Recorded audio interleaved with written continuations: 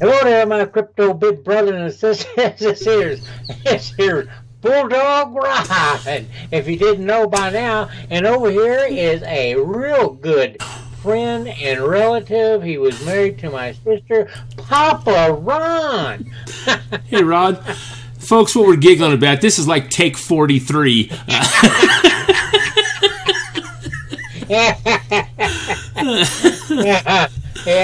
Yeah, we had a funny time.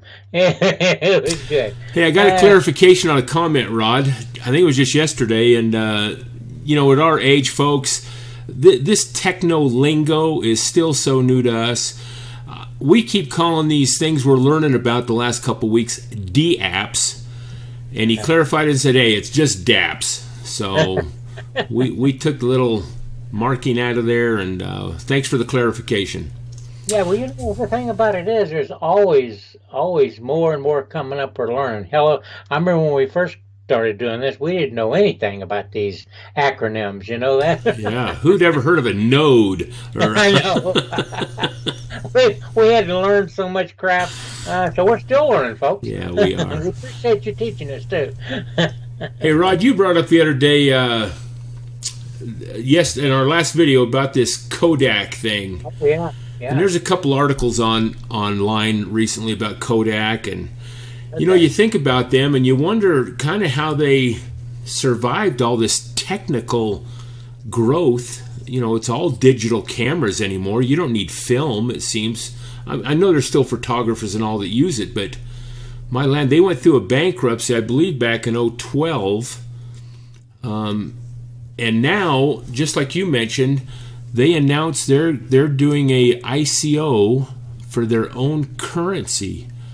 Yeah. Can't remember what it's called, but they're coming up with a token, not their own currency. They're coming up with a token to represent, and they're actually getting into the mining field. Oh. This is on CNBC, and this isn't, but they got a picture here. Oh, dang it. I erased that dang thing. Dang it. Dang it. Dang it, the heck. Dang it. What happened? Let me find it here and pull it up. No, I can't. Anyway, Kodak is making their own mining machine, and it'll mine Bitcoin. And what they're doing is they're this article talks about it, but it doesn't have the picture of it in it. At least I don't think. Yeah, there it is right there, Rod. Oh, good. There it is right there. There and what they'll do is they'll lease you this machine, I think, for $3,400 for 2 years. And so you sign the agreement, they ship you this baby, and it'll mine Bitcoin, and they claim it'll mine about $375 a month worth of Bitcoin. Probably at today's prices and the speed of getting those new blocks on and figuring out the mathematical equations and so on. So you figure that up, 375 times 24, I have no idea what that is. Let me figure it out for you. And then, yeah, we'd kind of like that today if we could, Rod. Wait a minute, now you're making me rush. I can't rush, hang on. We got a lot to cover today, brother. Come on, let's move it. I thought you said we were supposed to take our time today. Yeah, we would, but it'd be a 4-hour video. It's only $9.06 a day. No, how much is 375 times 24? Oh, 375 times 24? That's what they say you can mine in Bitcoin for 2 years. 74 times 24 equals 8,970. Okay, so almost 10 grand. And they're going to charge you. Divide that by 3,400. I'll tell you how many months it'll be. Well, they're going to charge you $3,400 to rent the machine, and you'll rough a little under $9,000 or $10,000. But then they want half of your profits too. So if you end up making, if you end up making 6,600, they want half of that. So there's another 3,300 to them. And then if you minus the electricity and time, I mean, the articles now are saying this Kodak thing is a big old scam. It's not worth doing. So anyway, if you get interested in it, keep your heads up. Look at that a little bit. Yeah. Cool looking machine, though. Yeah, it is for a mining machine. I know. It's very cool. Very cool. Very cool. All right. Oh, there's one more news article before you start us off, Rod. Okay. The secret lives of students who mine crypto. Now look, if we got the secret lives and we got these students mining this crypto, why don't they get involved in this Kodak thing? That'd be pretty easy for them then. Well, because Kodak, you're going to lose money. That's what we just covered. I guess they're a lot smarter. They can make their own crypto mining machines, right? Some of these kids are so dang smart. Yeah, I know, but it's interesting. You get into these college dorms, and there's several pictures in this article where these kids are setting up mining rigs and mining crypto while they're going to college, and they're using the dang dorm's electricity and all. I mean, the college, hell of a college electricity. So, man, they're making bank, man. Yeah, and they're making money, especially at the value that crypto's going now. It's a great idea. It keeps them having to borrow money for the student loans, right? Maybe that helps them out. Hopefully. Keeps them having to go to work, yeah. Well, folks, we had a comment from Mr. Montrezi. I sure hope I'm pronouncing your name right, my friend. It was a good comment, and they wanted to know about this Enigma and the EthLend. We got a picture of that, Ron? Is that there? Yeah, I got the article pulled up here that he suggested we look at. Yeah, he suggested this, and it was kind of cool.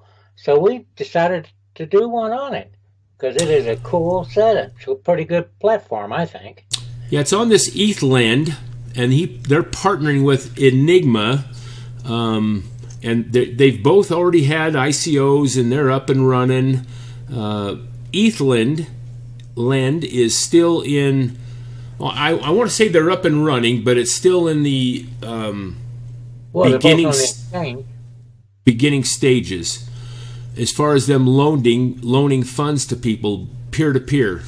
Now, this also, Rod, ties back into what we've been talking about, and we're not trying to beat this dead horse to death, and we're not here promoting EthLend or Enigma, but I guess what we're trying to say is that the more things we come across, the future of blockchain and crypto is here to stay. Things are moving to peer-to-peer, business-to-business. Boy, that's for sure. And all these new platforms that are coming forth, not all of them, but there's so many that are cutting the middlemen out. They're saying, hey, we don't need these central banks. We don't need credit ratings. We don't need governments telling us what we can do in our own business lives, even though they are, and they set the terms and regulations, all in the pretext of protecting us. Yeah, we're too stupid to monitor our own lives, and some of us are. Some of us need a little assistance, but hey, most of us, if you lose your ass the first go around, guess what? You won't do it again, or you'll learn from it. So that's mainly it. We got to learn from it. Yeah, Rod, you and I have been self-employed most of our lives in businesses. Yep. Since early on. We've all been, and we've learned through those, and some of them have been good, and some of them it's like, God, we've learned lessons about what not to do. So it's the same when you're managing your own finances, folks. There's enough tutorial videos and articles and information out there on any topic you could want. You could Google and even put into YouTube this EthLend and watch videos till you're sick about the pros, the cons, the people that are saying, hey, be careful of this. This is a scam part. So you just got to pay your dues and learn. But this stuff is coming. The more we study it, the more we see this is writing on the wall. So absolutely, we don't have to go down to the what's that place called where you get your money from a car loan. You know what I mean? Pawn shop? Yeah, no, like those Oh, things. payday loan companies. Yeah, payday loan company where you got to pay like 30%, 35% to get your money, to borrow that money. You can just go online and say, borrow it from Blow Joe or borrow it from Mr. Montrese, and he'll say, okay, I'll loan you this amount and you just pay me back this amount. And you go, okay, well, let's go do it. That's kind of what we want to show. You bet. You're right on the money with that, Rod. Oh, am I? Oh, yeah. How about that? I got something right for a change. You're always right on. And in defense of payday loan companies, I mean, folks, check out your statements from your bank or your Visa. Try to get an NSF at that bank. I think Wells Fargo's $45 or $50 if you bounce a check. I mean, you talk about high interest rates, and same with these Visa companies. So, and I'm not defending payday loan companies, but there's a place for them in the world, I guess. Yes, there is. All right, well, this article talks about how Enigma and EthLend partner up to bring secret contracts to a decentralized lending. That's exciting. Now, Enigma came up with these secret contracts, and they're a form of smart contract that all started on the Ethereum chain, and how you can create your own smart contracts and all. And but to make them secret contracts, what they're kind of saying, and I'm probably jumping the gun on this now, is that let's first talk about data, Rod. Data is so vital in our world today. It is. You have Facebook and Google, and they literally rape us as citizens and take all our data and sell it and use it, not against us, but they sell it to businesses that want to say, all right, I have a new product. What's the best way to approach the person to sell it? What's the best price point? Where's the best location? What's the best marketing tool? And how old are they so they can subscribe like insurance or health care or whatever, That's right. They got any kids or not. I mean, they take that data and they dissect it down to every little sliver, and then there's always some kind of a advertisement or soliciting to go to that little sliver. So they get paid for all these little slivers. And it's our data. Data. Yeah, it's about me. About you. Right. So that's one point. But and you're right, Rod. It's the whole they market us in politics and everything, just like you're saying. Right. But then there's the business side of it, where businesses want to protect their trade secrets and their technology that they're coming up with to promote their company and their background. And that's why they have employees sign non-disclosure agreements. And when you leave a company, you can't take those trade secrets with you. You got to keep them under wraps for so many years. And so this data is very important and crucial in today's technical world. So a smart contract, and then when you get in these secret contracts, what they're saying is that they want to keep the data anonymous. So you can put a business's data in a secret contract and trade that data with somebody else, but yet the actual data, see, now I'm not explaining it quite right. I know, I was confused. Yeah. It sounds like the regular time. Let me read it here, maybe. Okay. Enigma is an off-chain peer-to-peer network. So catch that, it's off-chain. It's decentralized. It's computer to computer. It's person to person, business to business. So it's off-chain network that enables different parties to jointly store and run computations on data while keeping data completely private through the use of secret contracts. Using Enigma's secret contracts, smart contracts that keep sensitive data encrypted at all times. Credit data on EthLend will be processed and used in a decentralized ecosystems while using the off-chain Enigma network, bringing more trust and security for users in EthLend DApp. You said it right, Ron. You betcha, baby. I learn. I'm on it.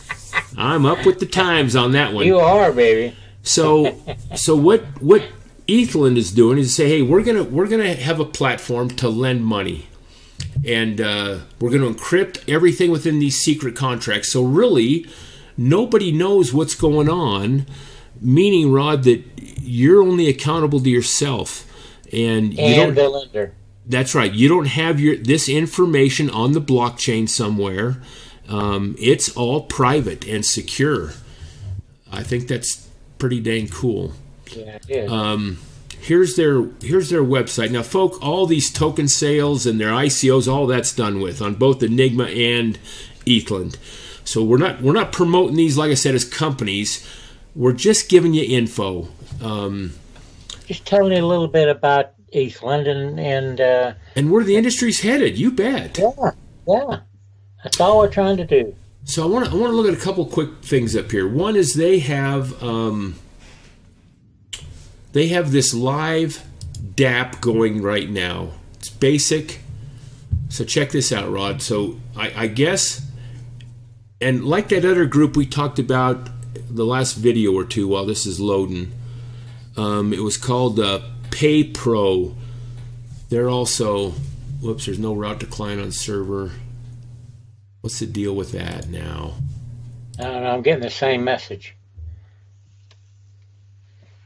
Anyway, they have a live, and I actually wanted to show you one of these. Dadgummit. So what they have on there is they have these little squares, and it says, hey, here's my wallet address. I want to establish a contract, and I want to borrow a couple Ethereum or a Bitcoin or whatever it is.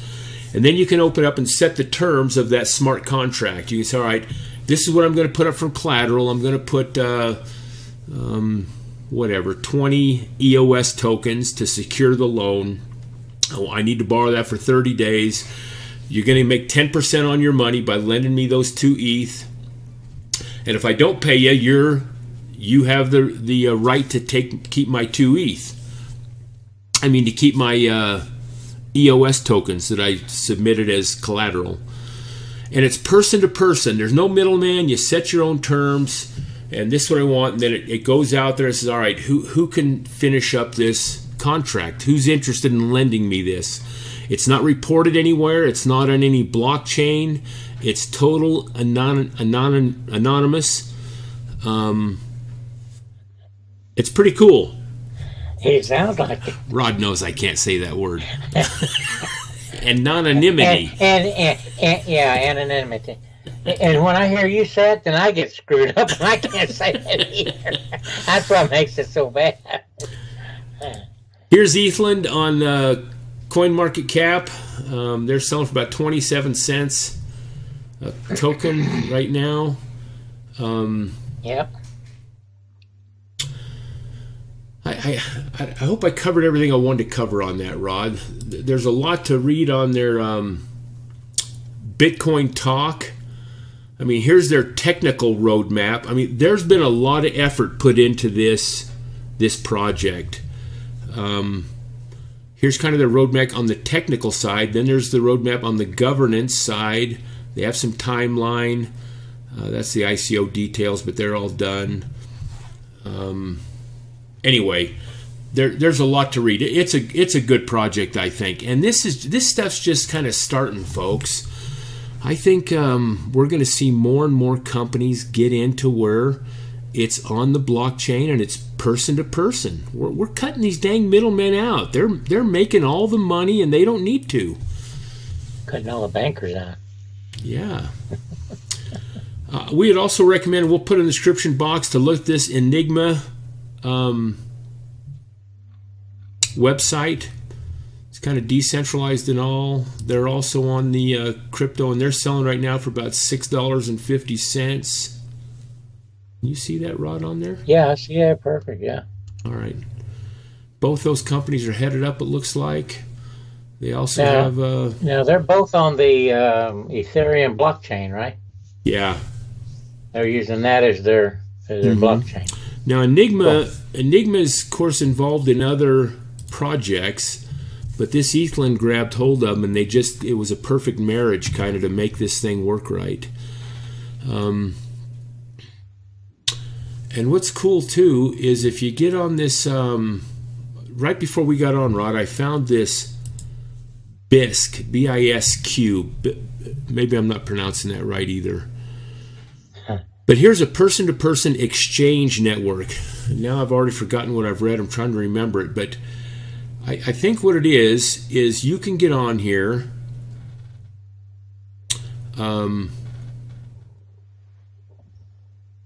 And set up, download the app. What is it they're all about, Rod? I don't know. I haven't seen this. I know. I found it right before we got on. It's an exchange network of exchanging. Oh, I know. Okay. You can exchange fiat into crypto like Bitcoin. Right now their focus is on Bitcoin. But it's also a dApp, which means there's nobody really seeing what you're doing. You can use your fiat. I want to see down here. It's decentralized, safe. Unlike traditional online exchanges, BISQ is designed to be instant accessible, decentralized, safe, private, secure, open, easy. It is a community. And it's also that, see it right there, that we had that yesterday, decentralized. Hell, I forgot. Yeah, me too. I got an excuse, so I'm older than you. Yeah, that's right. Dang it, I had something that was vital on this. Folks, I'm sorry. When you get our age and stuff, and what we need to do, Rod, is maybe write a few notes down or something. This is an interesting site to study and look at, and what they're doing. And this fits right in with all this decentralization. It's all kind of anonymous. It's just you and the other person making a deal. It's not going through a middleman. You control your own destiny and the contract. So even this BISQ, you set it up in a way that it's not really going through them. They just kind of hook the people up or something. Yeah. It's worth studying. I think we just wanted to say that this technology stuff, it's headed our way. It's in its infancy. Yes. And just like us getting into it's in its infancy. You know, studying all this stuff is mind-boggling. It's over our heads, and that's why we got to read it a few times to soak in to us. But and that's why we like you younger people getting in there to teach us how to say dApp. And how to say other things that we learned, like like Node and all that other stuff. You know, there's a lot of crap we don't know, and we're learning every day. And I hope you guys get something out of what we say. We try to bring stuff to you. We're trying to bring it to your attention, what's going on. And the technology is moving forward. And these big bankers and stuff that saying this is a fluke and it's just all a flash in the pan, hey, I got news for them. They're just scared to death of this stuff is what it is. Yeah. They are, because this technology is going to leave them in the dust. And if they don't keep up with like Ripple and other technology companies that'll bring them into the 20th century, 21st, what is it, Rod? Anyway. Yeah. So I think they're scared about what's going on, because we are finally taking control of our lives and our financial destiny. We're not going in begging for permission to borrow a little money that we feel we need, and this way we're doing it between brother to brother. I mean, it's our own contracts, and anyway, so it's worth looking into, folks. It is. And this is just the start. Wait till we see what happens in June or July of this year. There's so many new projects coming on board. It's phenomenal. Even through next year, 2020, even it's going to be going on a long time. And every day is something new. It's exciting. That's why Ron and I got into it, because it pumps our blood up. We don't need to go to the gym. We just look at something happening in crypto and our blood starts pumping. That's right, folks. Thanks for tuning in. We appreciate you. Thumbs up, and God bless.